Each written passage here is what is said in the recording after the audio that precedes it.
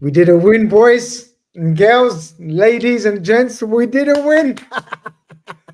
We're back. My God, we've been terrible. We've been in agony. I told you. The last video I done on my channel was titled "Everything Hurts," and I meant that. Everything hurts, man. When Liverpool lose, everything hurts. I don't care what anyone says. And to lose. Oh my God, it was stressful. It was painful. But hey, we've got a bit of pain relief, a bit of paracetamol. Is paracetamol a pain reliever? It can be used as a Panadol. I don't know what do you use. What do you use these days for pain relief, guys? I don't know. You guys are paracetamol, ibuprofen. Yeah. Yeah. The Liverpool Football Club gave us a bit of pain relief. Just a little bit without the surgery. Well, we'll see how much. We'll ask how much. Are you fixed? Are you cured? Or are you still feeling a bit dizzy but recovering well? We're here to discuss Liverpool or Frankfurt 1, Liverpool 5. Are the Reds back? Are we back to our best? Pros and cons. We will tuck into it all. First and foremost, smash that like button, subscribe if you haven't, and we will get into it. People, what's the SSRI, an antidepressant? Okay, I haven't heard that. Anti-inflammatory, bit of Panadol, something, probably more. Well, I don't know.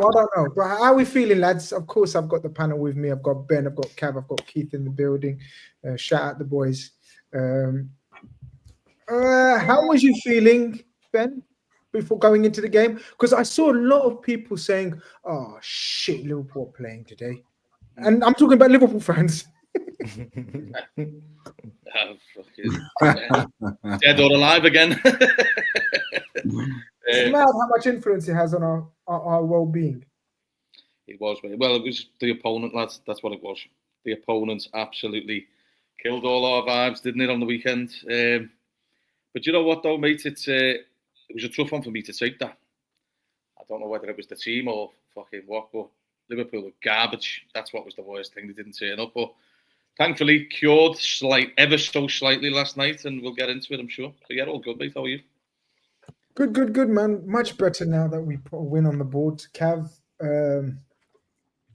mini crisis, disaster, or teething problems? Did you anticipate this run? I guess no one anticipated this level of defeats, but how are you assessing before yesterday, and how are you feeling now?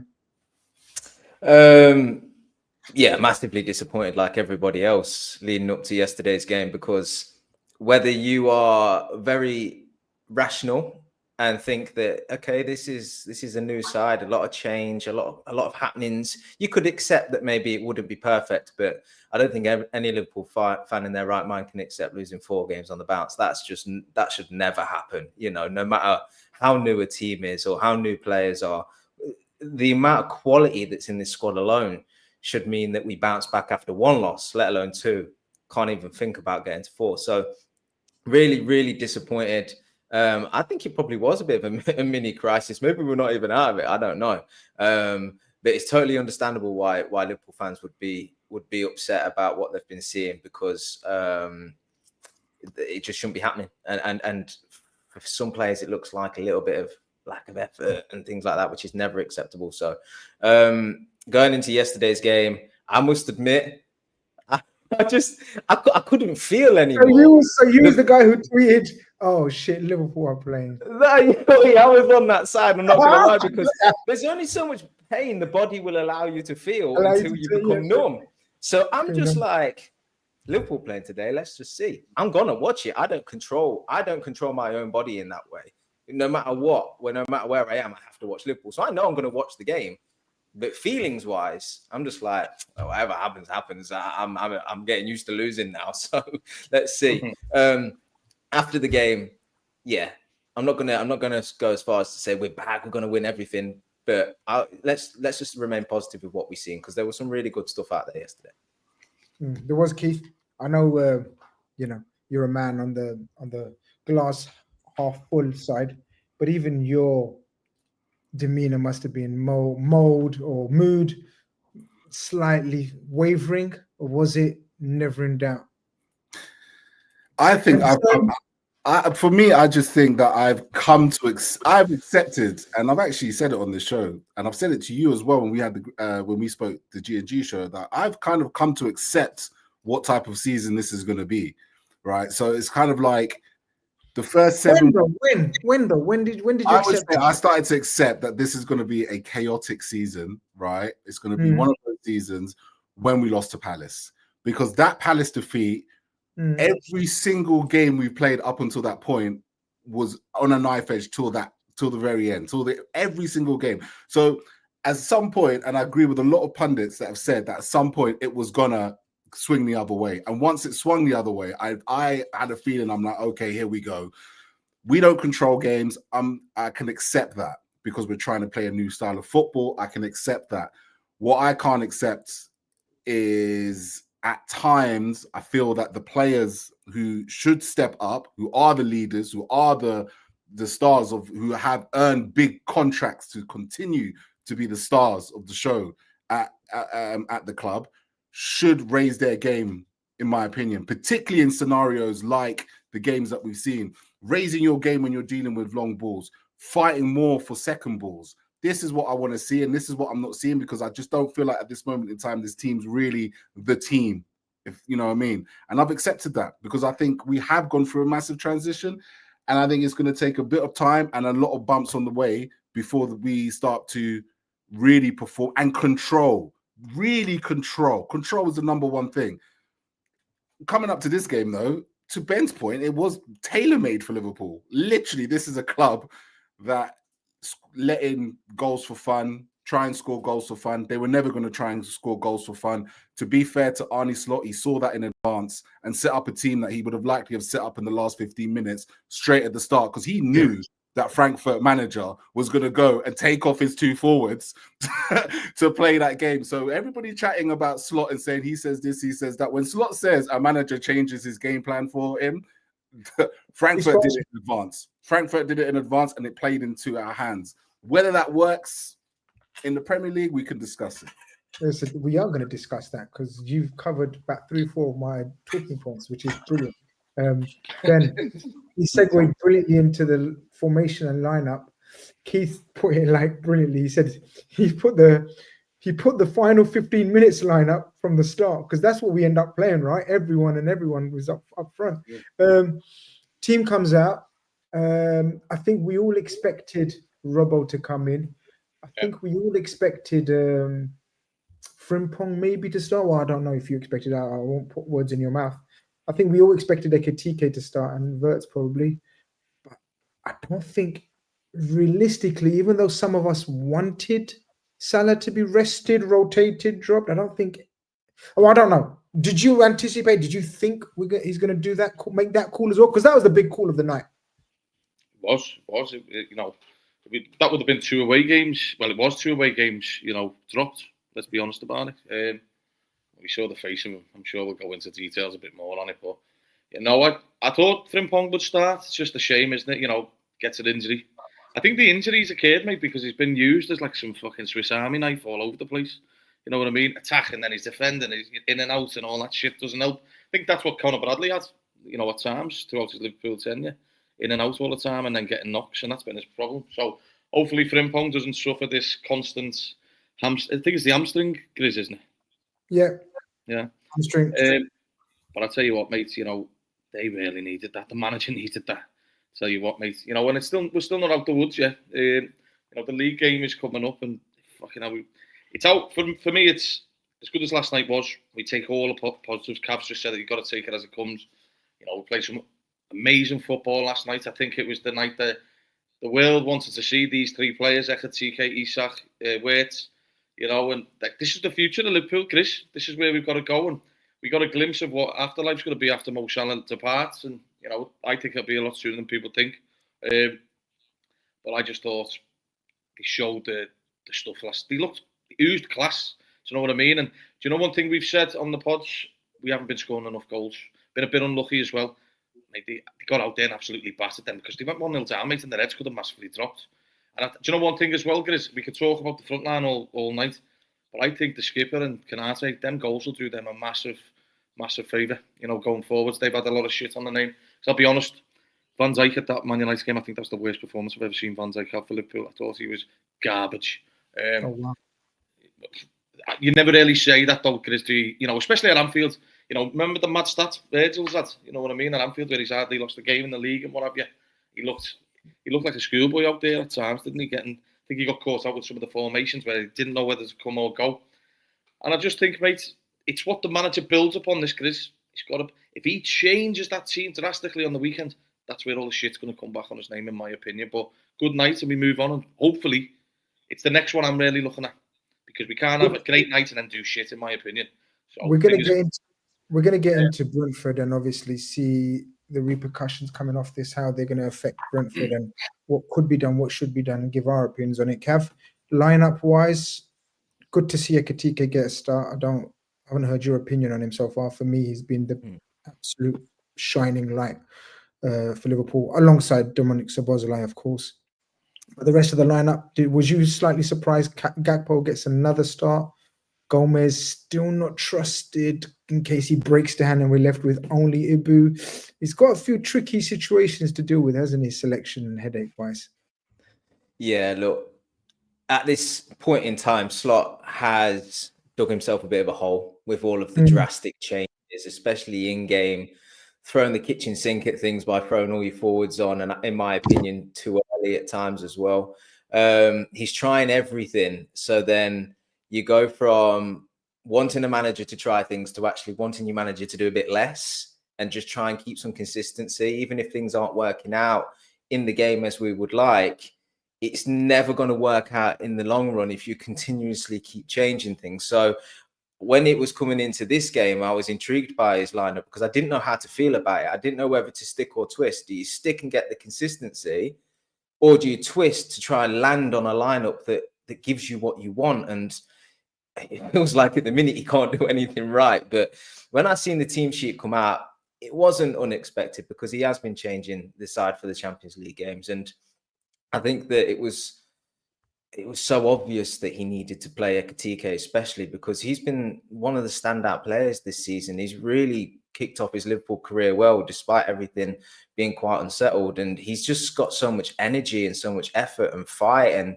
technical ability, and his link-up's good, his hold-up's good, and he looks composed in front of goal. We've seen that again last night. So he was a must to be back in the side. Florian Wirtz, I think, has been quite disappointing since he's been here, but even in his sort of game, even when he's not getting the goals and the assists and he is easy to dispossess, there's still good moments. He's still calm. He's not flustering. He's still trying to remain composed in the game. And I think you've just got to stick with him and stick with that. It will come to good fruition at some point. So you have to get them two players back in the side. Rather surprised that we went with both forwards.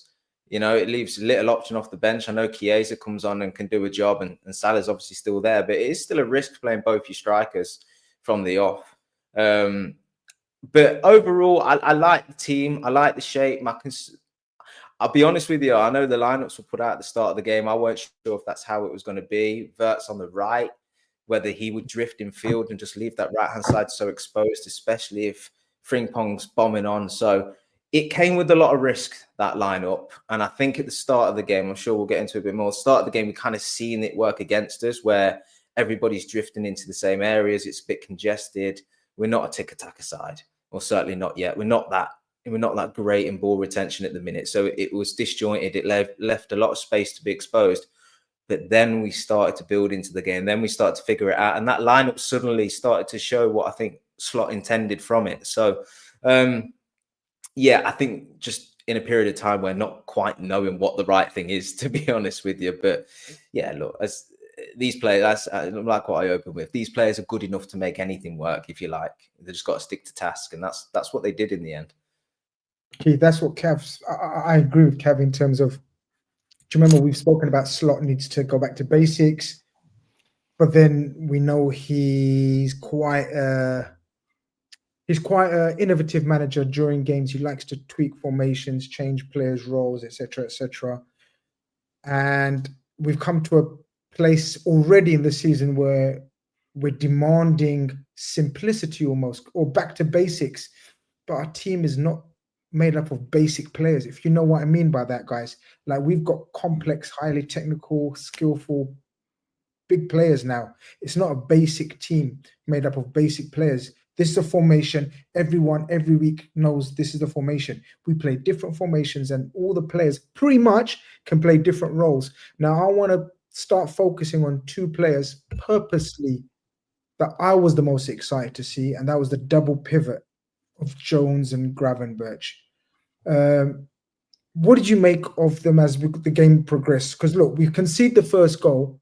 Is there any blame attached to anyone in particular for that first goal, especially in and around the midfield area? Because some people were saying they started both of them chased, they're ball chasers as opposed to positional awareness players. Look, again, if you're a glass half empty guy, you would say that Dominik Szoboszlai effectively ran into the back of Curtis Jones, tried to push him, and kind of looked like he lost his head. He looked a bit frustrated in the first 10, 15 minutes. Szoboszlai kept moaning. Reminds me of me when they don't pass the ball at goals. You know what I mean? He's just starts running into people. Yeah, just start running into people. So yeah, but for me, I have to say, I thought it was a brilliant goal by Frankfurt. Absolutely brilliant. You know what? That manager came out there at the start of the game and he said that if we win the ball, we have to take our opportunities and it has to be perfect. And that was the perfect counter-attack goal. It was one-touch passing, brilliant goal, brilliant shot. To be honest, I give all the props to Frankfurt. It was their only chance of the game and they took it. And it was a brilliant goal. So I don't really hold any blame on that side. To talk about Szoboszlai and Curtis Jones, look, they do two things. Szoboszlai in deeper positions is like watching Trent playing inverted midfield, right? Very good technique on the ball, very good passing, not as risk or as smart with the pass as Trent can be, and he can find a pass out of nowhere. So we lose that quality a bit. But him being in that deeper role and dictating plays, why I've liked him playing as an inverted wing back as well. I actually think right now his qualities are needed from deeper ranges because we need a player with passing range from deep. So he does that very, very well. And I get the argument that people have said they want him further up front because he's a great presser of the ball and he's also very good in forward areas. But I think for what we need right now, we've not replaced Trent. We've had a car crash of a situation in the right back position, in my opinion. And we need a player that can still bring a little bit of old Liverpool. Curtis Jones represents Arne Slot's Liverpool, the new Liverpool. Someone who can progress the ball, someone who can dictate the ball from deep, carry it out, but also be able to play passes, intricate play, something that Gravenberch, for all his qualities, doesn't do, right? That's why it makes he look really good last night, Curtis Jones, because what I loved about him is not only was he progressing the ball, but he was actually like all the steals that we saw with the Man United game, and everyone's like, oh, why is the midfield empty? Why is everybody here and they're there when McAllister and everybody was there? But Curtis Jones last night was parading around and playing from deep. So if we want, players in deeper areas to help to get us up the pitch, Dominik Szoboszlai, Curtis Jones, and Ryan Gravenberch to an extent, Gravenberch as well, but not as good maybe with the passing, are the three to do that. And I thought that both of them did that brilliantly yesterday. I thought they not only kept the ball in Frankfurt's half, but when Frankfurt lost the ball, it was one of the few times this season where I was like, do you know what? Consistently, our counter press has been very good. We smothered Frankfurt. They hardly left their half because of that. And them two were the catalysts for that. So Slot's got a job on his hand. We are, to your point, going from one thing to another. And as I said, it's almost like I don't know, you know, when they have those transformations, like Pokemon transformations. Yeah. That's exactly it. When Charmander turns to Charmeleon, or Charmeleon turns to Charizard, right? And it's banging, but we never see actually the change itself, do we? It just goes bash, and then there's a new Pokemon. So what I'm trying to say is that this is what I see right now, and I think balance-wise, this could help Slot a lot because obviously he wants to give Florian Wirtz the key, right? Well, this is it. The key to that formation is Florian Wirtz gets freed up in the 10. Literally plays in the 10, Ben. But then the Gakpo position was slightly confusing. We didn't know who's going to play on the right. Did you make sense of that formation? Because obviously it started off with Frimpong being almost a right wing back, didn't it? And and Gakpo, you could say a left wing back of sorts, with Robertson playing as a third centre back. Again, many people were shouting out, "Oh my God, this is the Gahey position. This would have been ideal for Gahey." But do you think this was a little insight into the future LFC formation under Slot? That's interesting to know. I think we've got to start using the qualities of these fullbacks, let's be honest. One thing with Robbo playing in that inverted fullback, that's nothing new to him. He done that for a year last year, do you know what I mean? And I think that's where the criticism's a bit harsh on Kerkers. Don't get me wrong, he's not been good, but Robbo's had a year of that, and he's also had 10 years experience at Liverpool. So you've got to give that poor kid the benefit of the doubt. But with Frimpong, you don't want him all the way back by the goalkeeper. You want him pushing on. And the first, for instance, for me, should have played against Man United because he'd have pushed their back line backwards, and that's their worst part of the game. So it could be the new evolving of Liverpool, Chris. But ultimately, you know, people know how much of a wing back he was last year for Leverkusen, so you may as well use him to your advantage. You know, he's got the pace. If you've got pace, you want him to be getting in and around their fucking, you know, left back, for instance. You know what I mean? But I thought Robbo was superb. He brought a bit of calmness. Gakpo, you know, Liverpool are going with more bodies higher up the pitch this year. This seems to be the way to go, Chris. When you've got so much attacking options, I think that's the only way you really can go. Chris, we spoke about it the other week. You know, we only really have two defensive-minded players, don't we, in the back line, in Konate and Van Dijk. And I know Gravenberch, I don't even know what he is this year. I don't think we all do too easy, but he mentioned the free role. I think everyone's got a fucking free role at the minute.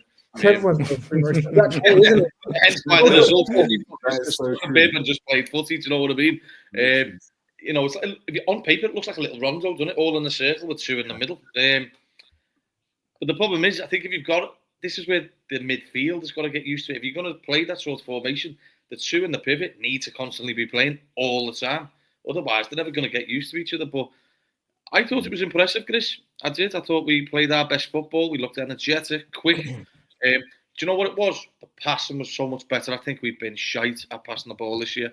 And, you know, for instance, I looked at Arsenal against that. I hate talking about these fuckers, for instance, but they had zip in the ball, and I thought... That was the first time I'd seen us looking as controlled as we had them. And do you know what? Probably Dominik Szoboszlai was the man of the match, for instance. He could be. But I thought Curtis Jones was one of the reasons why Liverpool was so good last night. I think do you know what, mate? Yeah. You know, I think he's shown a leadership. The things he said for me, mate, I want to just bring them up myself because of being a scouser. Well, no, I'm gonna bring them up right now. Go on. No, I'm gonna bring them up. Go on. As you talk through it. I mean, let's read it. Let's read what he said. So this is what he says. Speaking to LFC after the game, he says, "I've been saying it for a couple of weeks. Our games feel as if they are basketball games. It's an end-to-end a lot." I was very surprised he said all this, actually, by the way, guys. But like a fan on the pitch, isn't he? Really impressed me. He says, I've come into the team, and the thing on my mind is I want to get on the ball. I want the team to play through me. I can dominate a game if I've got the ball a lot and I have Dom alongside me, who is comfortable on the ball as well. Did he get Endo? I don't know, because he usually ends up playing with Endo. Anyway, I think our goal was to get on the ball and play. The crowd was amazing, so it was important that we kept going all the time and didn't let it affect our play. Look at our team with the likes of Flo, Alexis, Hugo up there, Cody off the left, who is always going to score an assist. I feel that we have to trust in them, and that's what we did. And we came away with made up. That line, I feel that we have to trust in them, is big. Very telling, because even with him, I've noticed start of the season, there's times with flows and positions and stuff, and he's just hesitant, right? So that was very telling, I thought. Sorry, Ben, go for it. No, I just think, you know, from my point of view, he said things that probably all of us would have said on the pitch. Do you know what I mean? And he said that he's like, I wanted to go and make the difference. I knew I had to. He's coming across like a more of a leader, mate, and, you know, you never know what happens in the future. Like, for instance, we all envisioned Trent was the vice captain. He's starting to look like that type of profile, Curtis Jones. The things he's saying. Obviously, look, he needs to break out. He needs a bit of a push this year, and I think he needs to start establishing himself. He's his, you know, like Joe Gomez, Curtis Jones is his own worst nightmare. Gets in form and gets a knock. So now he needs to build upon it. And I tell you what, mate, you know that Man United game, I thought he was one of the only players that give a fuck in that game. Sorry for me language, but he's looking round at the crowd, fuming. And that's how I was, do you know what I mean? Fuming in that game. And all we can ask for is for the manager to keep him in there, because I tell you what, mate, some of the other midfielders that I love in McAllister, He probably is. He's a much better player than Curtis Jones. You know what I mean? But right now he's not. And I think Curtis playing like that, you can only see Liverpool playing well. And if anyone gives half a shit like Curtis does, we're going to be all right. Cav, I think. Cav, I'm going to come to you. I'm just going to read out our very own Welsh Mo's, who's ditched us for a date with the missus. But it's okay, no problem. You carry on having dinner with your missus, and we'll divorce you. Don't worry. He says that statement from Jones feels like a massive moment for him, almost like a coming of age and maturity, maybe a huge turning point in his Liverpool career. Great point. Because Cav, me and you have been, and Keith as well, we've been discussing Curtis Jones best part of 3 years probably. Yeah. This is the season. He needs to establish himself. Every show used to be, there was a segment on Curtis Jones. Where we at? I love him as a footballer. I'm just so disappointed that every single time he gets a run of form, he picks up an injury, or he's had eye injuries. He's had all sorts of stuff go against him, right? It's really hampered his career. His role has been chopped and changed, and he's found it really difficult to get consistency in the side. But what's happened in that time is he's stuck around and he's learned. And he's learned through why he isn't being selected and what he needs to do to get selected. What he's doing well when he has been kept that place in the side, and he's been here for a few years now. We talk about maturity, but age is just a number. Maturity comes through learning along the way, and that's what Curtis is doing. I think he's looked at this and gone, what do we lack here? We've got such good talent in this team, but what do we lack? You'd probably say a defensive-minded midfielder, right? I think a lot of people will probably land on that conclusion. A controller, a tempo dictator. Who did Slot want before he went to Arsenal? Zubimendi, right? Curtis Jones is probably looking at it going, I can probably do that, I can give that a go, and the reason I mention this and the reason I mention his maturity is because I think the greatest thing that happened for him last night, the thing I was so impressed about, I tweeted about him on 60th minute because I've seen enough from him. On the ball was great. It was his movement off the ball. It was his movement to offer himself to receive it. I thought Virgil's passing in particular was so much quicker yesterday than it had been in recent games. I think one of the biggest criticisms I've got for Liverpool is the centre-backs hold on to it for way too long. We almost tell the opposition, don't worry about it. You got 5 minutes to get back behind the ball and get there. Yeah, don't worry, lads. It's not quick enough. Part of that's the defenders not moving it quick enough, and part of it just not having options on the ball. Curtis changed that yesterday because he always occupied space where he was able to receive the pass. And once he received it, he gave it. He dictated that tempo. Now, I love Gravenberch, right? But Gravenberch has started to tailor his game on. I'm so good at turning this defender when I receive it that I'm going to do that every time. That's great. And it looks great in that moment that you've turned that defender. But guess what? The opposition know you're doing that. The opposition are almost banking on you doing that. And they'll compensate for the next phase of play once you've gone beyond that press. So I want to see, and it's not to bash Gravenberch, but I almost want to see him do a little bit of what Curtis Jones did yesterday, where it's you don't have to stand facing the defenders to receive the ball and turn all the time. Actually, you can move around and behind the press to receive it in different pockets to then facilitate the next phase of passing up the pitch. And I think that's just what Curtis Jones did so well yesterday. And then we know how confident he is in his own ability. We know he's confident enough to take it round an opposition trying to press him. And he's shown that ability, he's shown that flair. And this doesn't come as a surprise that Curtis Jones can play this way, because we've seen it. And actually, we've seen a little bit of it in pre-season as well.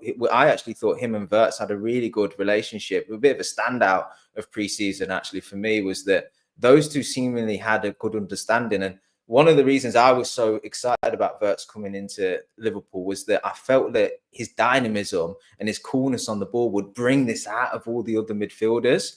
It's not happened yet, but I think Curtis Jones is the one where he's looking at Wirtz going, oh, you're confident on the ball, so am I. Let's do this little dynamic tick-a-tacker thing and we'll work this space perfectly well. And I just think that that was shown again yesterday. He's a real facilitator in this side. Now, I know it's one game, and I know Brentford coming up is going to be a different task, and they're going to be aggressive in midfield. They're going to press quicker. They're going to be much more aggressive. And so he's got to deal with that. But if he does, look, he may just be the answer this season for who we need in that midfield to enable the others to play. I really do think that highly of him.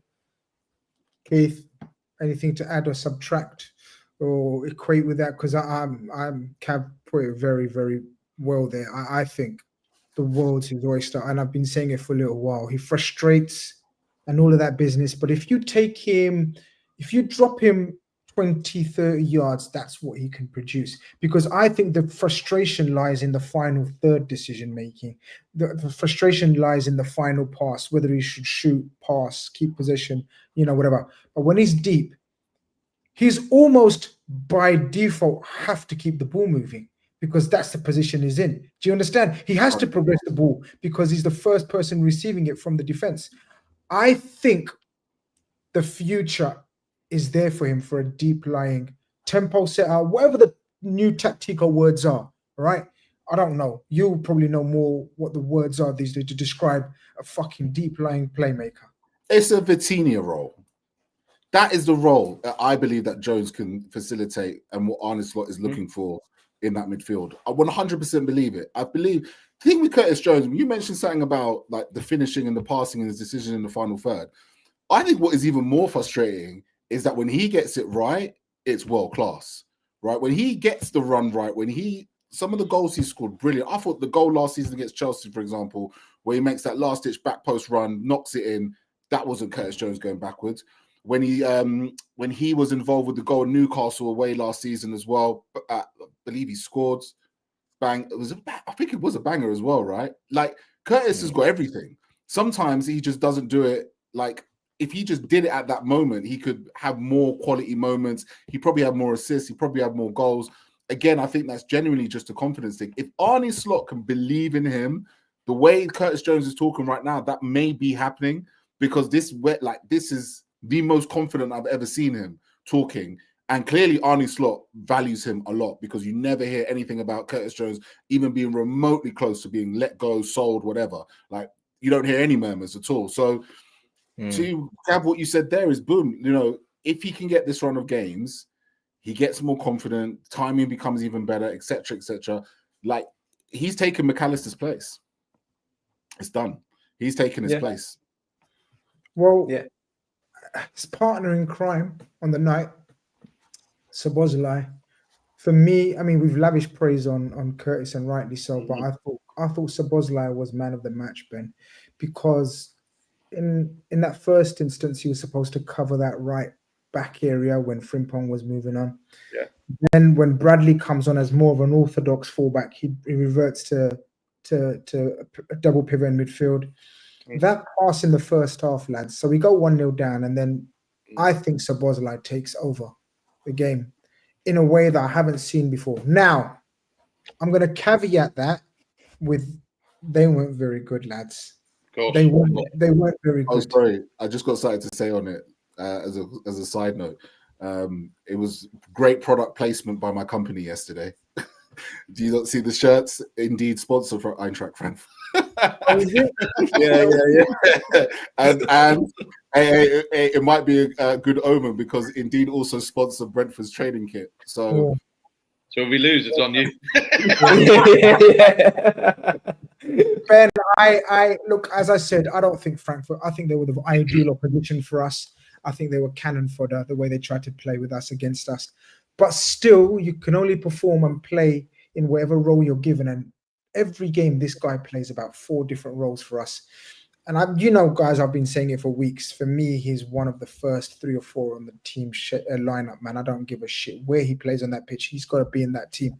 He topped it off with a goal, obviously, but that pass and his range of passing, the combination between them two is what you need in a modern day midfielder, except that defensive awareness and responsibility. But can that be coached? Can that learn that? Because they're both young. People forget how young they both are, I know they look mature and old, but they're both 22 or something, 23, 22. Not older than 24, did he, or something, whatever it is. Someone let me know in the chat how old. I don't think he's 24, supposedly. I think they're 23, probably. He looks about fucking 34, doesn't he? Yeah, I know, exactly. He's got the same hairstyle I used to have a couple of years ago. He's getting a little fucking ponytail and everything now. He wants to calm down. Oh my God, hold on. Here we go. I just checked, He's 24 years old and his birthday is on the same day as mine. this Saturday. So he's 23. So he's 23. No, he's going to be turning 25. He was born in Oh, 20. shit. Yeah, he Oh, was born in the millennium, lads. Amazing. The millennium, 2000. Yeah. But as a combination in the modern day game, I think the only thing they lack, someone pointed out to me, was defensive responsibility and awareness. But I replied to that. They're both very young. They're being used in different roles. And if they fix their roles, they can be taught that and they can learn that side of the game.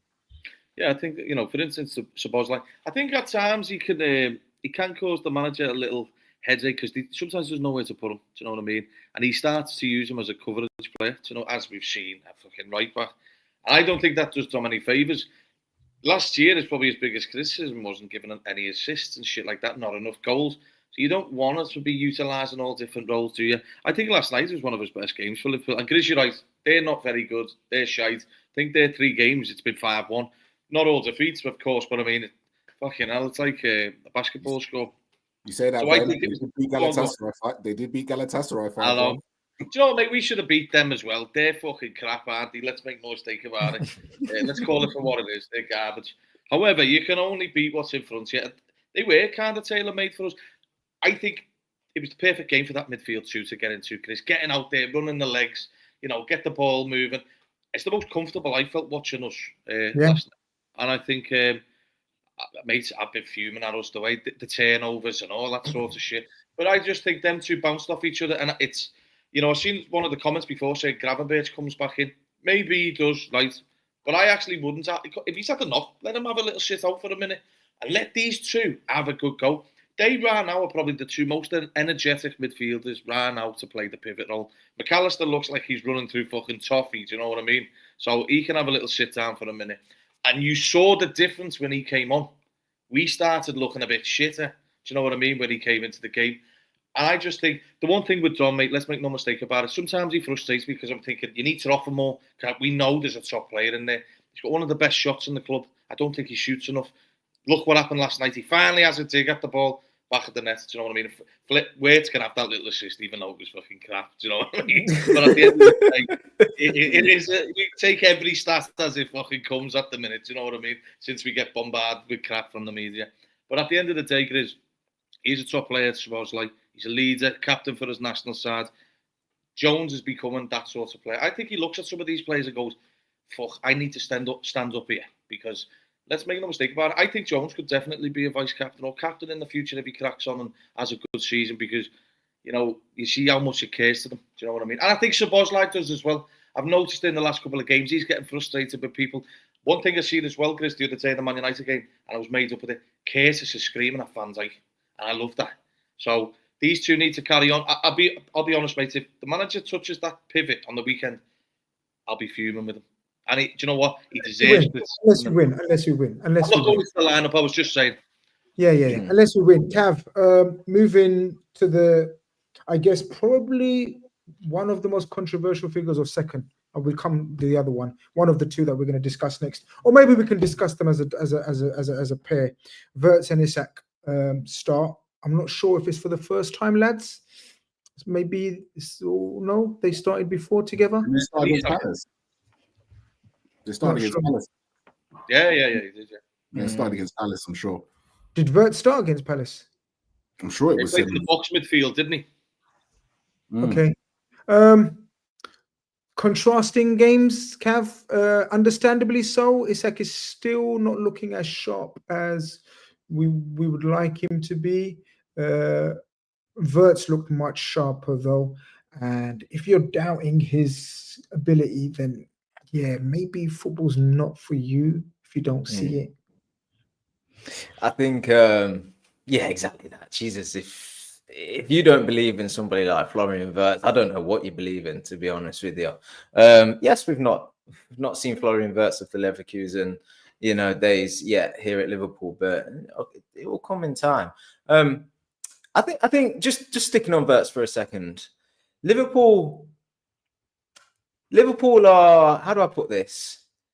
I'm worried Liverpool are going to run into a bit of an identity crisis under Slot. All right. And maybe this is not the conversation for today, but it ties into the Wirtz thing a little bit. under Liverpool have always been energetic, aggression, high octane football, if you like, attacking intent, power of Anfield, all of that. Klopp emphasized it. Klopp brought it back. Klopp reveled in it. Slot tweaked that. It's more of a simpler game, more controlled game, lesser tempo, and this and that. And I think for under Slot, I think we'll have a good period, and I think we'll be successful. But then I think ultimately Liverpool's identity is to get back to higher octane football. I think the team are struggling with that a little bit. The team is struggling with it. You can see it, and some players are really wanting to press, and some players are just a bit more composed and comfortable waiting for the ball and stuff. Yeah, and I think we're just kind of really in this period now of transition. It's why a lot of people have said maybe the transition that's happening this year probably should have happened last year, because the change stylistically that Slot's trying to implement, it's a slower tempo, it's a slower thing. And look, we had a Klopp for years. And it was ingrained in us. You press, you can't press, you fight for every duel, you do all this, you don't drop off. You 2-3 players surround the man, you compress the pitch, you leave the other side of the pitch completely wide open, and all of this. And that's changed. And that's not just a change of tactics, that's a change of mindset. And there's a lot of players here still from that Klopp side that are still shifting that mindset. I think Florian Wirtz is a player that fits exactly what Slot wants to do. He's of that ilk. He's of that ilk of, I'm so good on the ball and I'm so good drifting between the lines and I trust my ability. And even if I get dispossessed a few times, I don't care. That's my game. It's cool. It's calm. It's composed. It's neat and tidy touches. I'll give it you for you to go do something, but I'll also offer an option back. I might not just panic and put the ball into the box. I'll take an extra touch. I'll run into the box with it.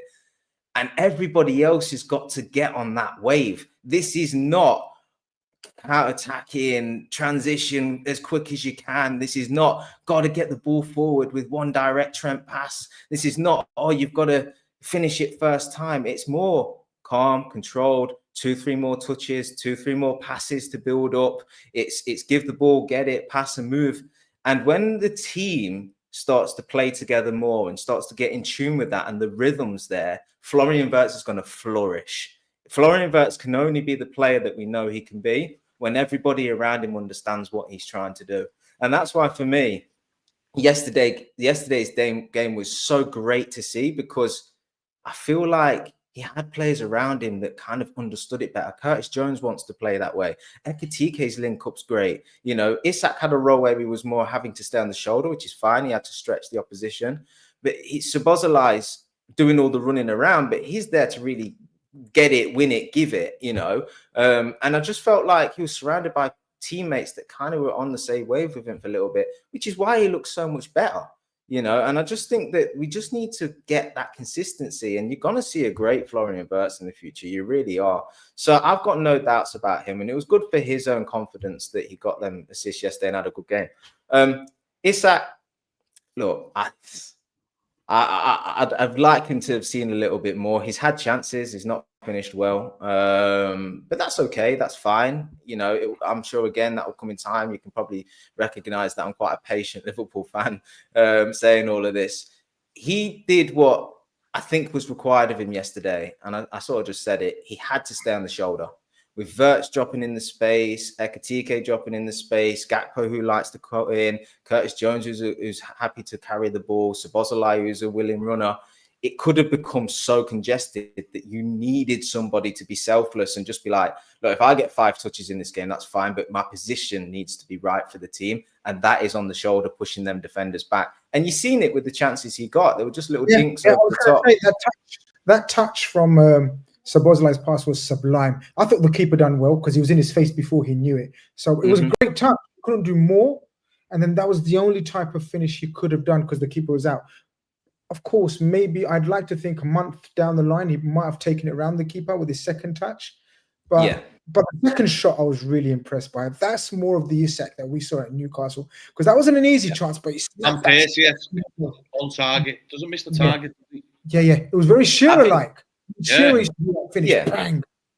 And I look at that shot away because I think the way I see this Liverpool side going, and fair play to anyone that can predict how this Liverpool side is going to go, but the way I see it going and the way I think Slot wants this team to play is, like I said, a few more touches, slower build up, pass and move, pass and move. And what that means for the striker is whenever he gets his touch, it's got to be touch, shot, out the feet, shot, or touch, link up. It can't be ball carrying. It can't be dilly-dallying on it and this and that. So he's got to be short and sharp. And we've seen it when he first come in. I think his debut, we was doing little flicks and stuff, and it looked great. That's what we need from him. We just need you to be, you might not be involved in the play a lot, but when you do get the ball, it's got to be quick and it's got to be incisive. And that's why I was pleased he took that shot. I know it was near post and the keeper saved it, probably never going in, but that's what he needs to do. Because all the build-up player, Curtis Jones and Wirtz and all of this, that's lovely, but you need the striker to be getting the shots away. And so he's got to have that mindset that I'm the killer in this team. So every time I get the ball, I'll make sure I'm in and around the 18-yard box. And my first thought is, how do I get a shot away? How do I get a shot away? If the option's not on, how do I release it to my teammates as quick as possible? That's what I think his game needs to be tailored on for him to be effective now. Keith, amongst all the signings, I was wrong about Ekitike. I didn't know how good he was. And this is not overreactionary. I know the opposition, etc., but I think the moment he's walked through the doors at Liverpool, he's been a revelation. I think in the modern day and age, that price tag could be a bargain long term. People might laugh at that. People might frown at that. People might think, oh, fuck's sake, calm down, Grizz Khan. No. Here we go. No. I actually think in the modern day and age, what this kid is showing me so far already in a transition season, different players, different roles, different formations, different tactics, all of that, he's been so good. Now, I know we spoke about, Cav just spent a couple of minutes talking about patience, but our first goal was just a glimpse of what he could do as well. Like Robertson pass, and I swear to you, I'm not joking. Nunes, Diaz, if they're through, I'm not sure. I was so sure goal. And that's what he's brought to me and my thinking. So, Hugo, your boss lah. He really is. You know what he's just he oozes class. He oozes very. He's got a French Cantona-esque sort of arrogance. The modern day French arrogance. I think that's what he is. I wouldn't even say an Anelka. I would say it's more of a kind of it's actually he oozes the level of confidence that French players today ooze, because I believe that France are the best national team in the world. Yeah. They produce the best talent. They've got the best players, and literally their 11 is just like a god team. World 11, yeah. It's a world 11. Team, Keith, isn't it? It's unbelievable, and he oozes that class, and it's incredible when you look at where he went. Like, banged it out initially. Forget it with a French club. Gets his big move to PSG. Messi, Mbappe, Neymar, all that situation. Can't crack into that team. You think, right, cool. Hugo, bright spark. Didn't quite make it at PSG. See you later. He has belief in himself. Yeah, that slim but strong build. That's the class bit when he gets that ball in deeper areas and he moves it about and he does 1-2s, etc. Trezeguet. He's got a combination of Trezeguet. Someone said Benzema. He's far quicker than Benzema. Benzema was more sturdy. Bases his game around him, though. That's his hero. I know, but Trezeguet, his finishing is so Trezeguet. Trezeguet was the master of the side foot finish. This kid, watch the compilation by the end of the season. Watch how many side foot finishes he's done. He gets 20 league goals in. Oh, watch how many side foot finishes he's done. Clean, crisp side foot bang. Yeah. No, for me, it's the character. Like the way he deals with setback. Do you know what I mean? The way he has dealt with setback and the way he rises. That sending off was flipping stupid, right? And could have set him back, right? Isak could have taken the opportunity and Hugo could have been holding bench, right? But the moment he gets back, he gets his opportunity again. I thought against Man United, he come on and he just lit the team up. We were literally about to just drag into a doldrum before Hugo came on. And then he started actually running at Man United players, which they don't like. For me, Grizz, I'm in the exact same boat as you. Completely overlooked him. When we were linked to him, I was like, nah, it's there, whatever. You know, but he's at. You know, when we signed him, I was like, cool, nice. He might be kind of like almost like an Origi, come off the bench and stuff like that. Yeah. It's day one. He has said, that is my position. Come take the shirt if you can, kind of thing. And for me, in a situation like this, you need that competitive nature from players in a situation of transition. Who wants to come out and be the man? And so far, Hugo has been the man. The goals that we've scored have been brilliant. I think we score good goals. I agree with you, Ben, by the way. I just wanted to say this before I pass Hugo over. I agree. At times, it can be really boring watching Liverpool compared to what it was like under Slot. You don't get the situation anymore where someone like Trent will just play one pass and all of a sudden they're 2v2, stuff like that. But when we do score goals, in my opinion, we score the best goals in the Premier League. Newcastle one, Keith. Yeah, perfect example. Two-touch play, dummies, this, that, and the other. The quality when it all works, and Hugo showed it in a different way in the transition. Honestly, I'm very excited about this kid, man. He's got a bit of Berbert off about him as well, where he stops the ball dead and little tricks and flicks. And I like what you. Sorry to jump in, because I know you want to move on, but I think I've always said recently, I think he's got a blend of Anelka and Firmino, but I've seen a little Berbatov about him. Do you know when Berbatov used to stop the ball dead? Look how many players are comparing him to. This dude can't waste true though. On me, fucking no, but remember Berbatov? Some of his best football when he stood still. Have you seen Ekitike draw people when he stands still and it just goes again and shit like that? Mate, he's a dickhead as well. Let's make no mistake about it. See what he said to Virgil on Instagram. Why are you getting that award again, man of the match? There was a part, by the way. There was a part when he did the interview, and when they asked him, you're gonna score against Frankfurt, blah blah blah blah, and he was like, it had to happen. And then he did his whole media trained answers. Great lad, isn't he? He's brilliant. I think every interview he's done and everything else, apart from that blip, and even that blip is so funny. Like, you're on a yellow card, and even that's a bit wild and mad. And like Ben says, he's a bit of a dickhead, but that's every team needs one. We've always had one. You in on the language. No, but we need one. Well, yeah, we need to warn you about the first 5 minutes and swearing. But all right. Well, I needed to know from I've got you from every show. Remind me not to go to Ben first in the first 5 minutes. All right. Yeah. I'll go last. Go last, yeah, definitely. Past the 5 minute barrier. But Ben, I know you've touched upon it kind of, and you're already, I think, teetering on anger if the team is changed too drastically and too much. But listen, Brentford away Saturday night is going to be a total different animal to Frankfurt. Yeah, the stadium and was rocking and the fans were great, but I looked at the Frankfurt team and they were all, apart from about 3 6-foot players, they were all 5'9".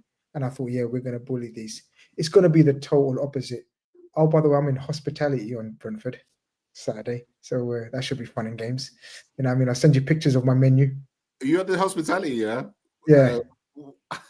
Quite a few of my mates will be at the hospitality as well. Oh, is it? Yeah. We'll chat afterwards, but yeah. We'll chat afterwards. I'll pop down. Hey, I'm throwing a birthday party at a pub down the road afterwards. Oh, you should. Oh, okay, no problem. I'm going to be with one of my mates. Well, it depends. It depends if we win. But what was going to say? Brentford's going to be a different animal. Ben, I know what I would do, and I'm going to suggest it last. What are you doing with this lineup?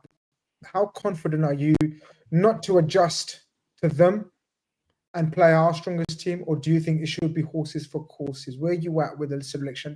Because this is the big one for me, to see where we are. I know it was a great result. We talk about positivity, but Brentford away, Saturday night, revved up. Everyone thought, they're going to have a blip, but Keith Andrews come in and have done a good job. We've got a couple of ex-players there. We've got Kelleher. We've got our very own Jordan Henderson. I say our very own. We've got Carvalho. Are you saying, no changes? It's got to be some enforced, actually, isn't it? Well, I think he will make a change. Well, Bradley's going to come back. revert back to putting midfielders up. Right, now's not the time to do that because I know a few people are kicking off about them. I just want to say one thing he said as well. You know, he needs to stop saying stupid things about low blocks and all that. To defeat low, keep the ball on the deck and don't give it away. And I think the team that we played the other night, last night, is a team that can keep hold of the ball and keep it on the deck and keep pinning them in. I think we've been terrible at pinning teams in properly this year. You've seen in the Man United game, and that's where the crowd went mad. Gravenberch booted it back to the goalkeeper, and that's nerves. I haven't seen us do that for a long time. So I think if we keep the team very similar, I think Mo comes back in. Grizz, I don't know whether you want to go round positions, but I think Mo will come back in, and that's a big call if Slot's got the minerals to take him out again. But I want to see that midfield personally. I think Bradley comes in. I think he just needs to keep it a bit similar. Too many changes is where we keep losing our way, Grizz, and Bradley. Well, I think they need to start personally. But the most important, Grizz, we keep losing on the midfield battles, but we didn't last night, and I would keep that as similar as you can. I wouldn't touch it myself personally. You're playing Verts in that land of giants. Are you going? Why are we worrying about them? Because I that's had them. do you think so? Your mentality is let's concentrate on our strengths and utilize their weaknesses as opposed to the other way around. What was Klopp's philosophy, Chris? Plan A or Plan A. Don't change your way for it. Get up. If we do our game, Chris, we'll wipe the floor with them. And I know it hasn't happened properly this year, but we're Liverpool Football Club. If we're worrying about Brentford, I know it's a tough game, but we're going to struggle, aren't we, this season? Get out there, put it on them again, and let's see what happens. Cav, horses for courses, or we've hit a bit of a formula, but obviously even that formula has to be changed a little bit because Isak's out. So okay, let's address that issue first. I think we probably I don't think we're probably all in agreement. In fact, let's start from the back. Who's coming, or is anyone coming at left back? Not for me. No, I think. Hey, look, Robbo got an assist. So I'm not taking that out of the side. No, I think Robbo I'd put in there as a leader, a different voice to Virgil. I think it's going to be a tough game at Brentford, and it's going to require that leadership. It's going to require that communication. It's going to require him actually to pull Virgil up at times, I think, to be honest with you. So I would stick with Robbo. I know he probably can't do too many games back to back for the remainder of the season, but I'm with Ben. I think you've just got to try and stick with what's working right now as much as possible. And if it means that you get another game with the same, close enough to the same side with the same performance, and then Robbo has to drop out because of fitness, fine. But at least you've got two in the bank.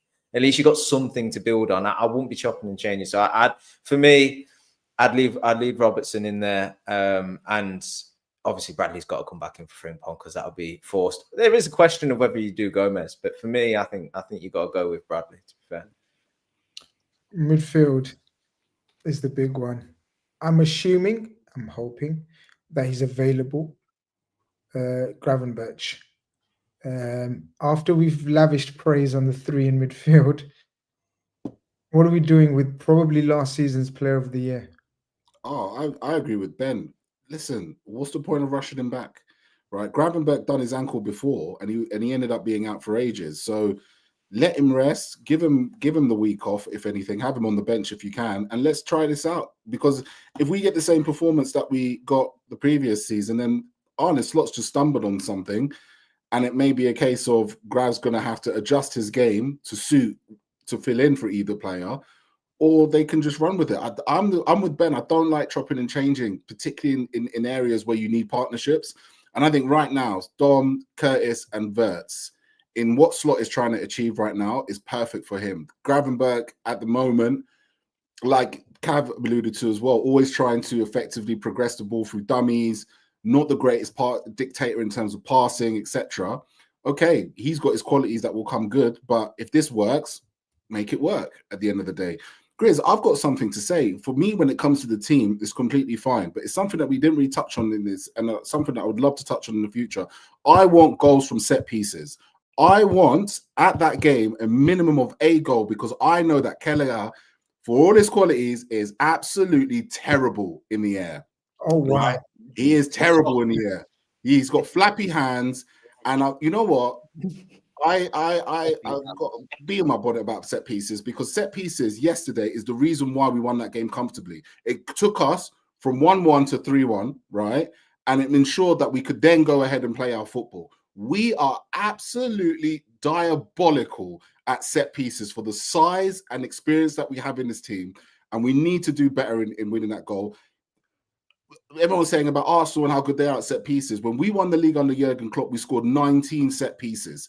People forget about that, right? We scored some seriously important goals. When I look at that Arsenal goal that when they won the game 1-0 and they scored it from a set piece, it reminded me when we played Sheffield United and Ginny Wijnaldum scored the set piece where it just kind of just fizzled through the keeper's hand. It was from a set piece. So for me, that is the key, in my opinion, for us to then be able to play that game. We have tons of set pieces. Against Man United, we took so many, and we foul players and we foul the keeper and we do this, that, and the other. But when it works, it really does give you the sense to breathe, because then teams have to come out and they have to try something. Take advantage of the set pieces this weekend, especially against a team like Brentford, who are not going to let you press them, Arnie Slot. They're not going to let you press them. They're not going to let you try and dictate. They're not going to play in their own half. They're going to launch it, and it's going to be a difficult game. Take the advantages where you can get them. And knowing Kelleher like I know Kelleher, this game set piece is there for the taking. Oh gosh, man! I hope you haven't jinxed that fuck out of that one. No, I hope he doesn't get man of the match. Oh, fuck's sake, I'm going to slaughter you on your birthday. There's no birthday card for me if that happens, son. He gets an assist. He saves a penalty.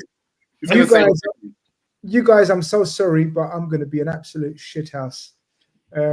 I think I picked the tallest team I can possibly pick on Saturday evening. I bring Gravenberch back into the midfield, and I still pick Szoboszlai and Jones, 3 6-footers in midfield. I think Conor Bradley's 6 foot as well. Konate, Virgil, Robertson will be the shorty in midfield at the back. If Isak was available, I'd have started him as well. But he's not going to be. So Gakpo, 6-footer. Ekitike, 6-footer. So Robertson and Mo will be the only non-6-foot players. Well, you wouldn't play Wirtz after that, Grizz. And no. I think if the manager does that, he's going to have some shit on his doorstep. Not if we win. Not if we win. I just want to win. I say again and again and again. I don't give a shit what your name is, what your price is. I just want Liverpool to win games of football. And in my opinion, in my team, I wouldn't play Wirtz on Saturday. Do we play in midweek again? Is European come back again this weekend? We've got Palace, haven't we, next week after the is it a cup game? Yeah. Okay. And Real Madrid the following weekend. Yeah. I hear that, Chris, but it's just horses for courses, guys. Who do you drop? Because I think if Gravenberch is fit, he comes straight back in. But isn't that tinkering to them too much instead of our own game again? Okay, so let's just say Gravenberch is fit. I know you're not saying he might not be fit. Let's just say he's fully fit. We know he's coming back into the team, guys. And then he's got a decision to be coming in on that rate, then, isn't he? Hey?